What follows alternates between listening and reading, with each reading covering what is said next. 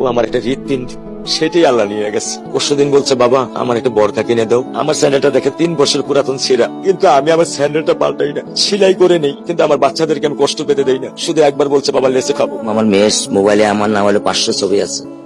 আমি এখনো সাহস পাইনি আমার মেয়ের একটা ছবি বের করে দেখতে। আমার সেই সাহস নাই। আমি সেই সব হারাই ফেলছি, কারণ ও আমার ছিল হৃৎপিণ্ড। ওর জীবনে এমন কোনো চাওয়া নাই যেটা আমি পূরণ করি নাই। পরশুদিন বলছে, বাবা আমার একটা বরকা কিনে দাও। আমার চাচতো ভাই বললো, ভাই ইসলামপুর থেকে 300-400 টাকা পাওয়া যায়।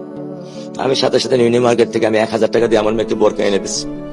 আমি দরিদ্র, ভাঙা বাসায় থাকি, কিন্তু আমার সন্তানদেরকে আমি কখনোই দারিদ্রতা স্বাদ পেতে দেইনি। দারিদ্রতা স্বাদ পেতে দেইনি। আমার বড় মেয়েকে এখন আমি সেলোরার থেকে জামা কিনে দিই।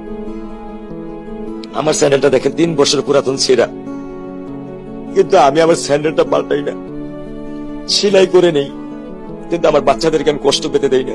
শুধু একবার বলছে, বাবা লেসে খাবো। আমি 1 মিনিটও দেরি করিনি, 1 মিনিটও আমি দেরি করিনি। ও আমার একটা হৃৎপিণ্ড, সেটাই আল্লাহ নিয়ে গেছে। আলহামদুলিল্লাহ, শুকরিয়া, আল্লাহ দিছে, আল্লাহ নিয়ে গেছে। আমার কোনো কষ্ট নেই। আমি তো চাইলে পারতাম না, অনেক দম্পতি আছে যাদের সন্তান নেই। আল্লাহ দিছে, আল্লাহ নিয়ে গেছে। আমি আলহামদুলিল্লাহ করি আল্লাহ গেছে। আমার কোনো কষ্ট নেই, আমার কোনো কষ্ট নেই।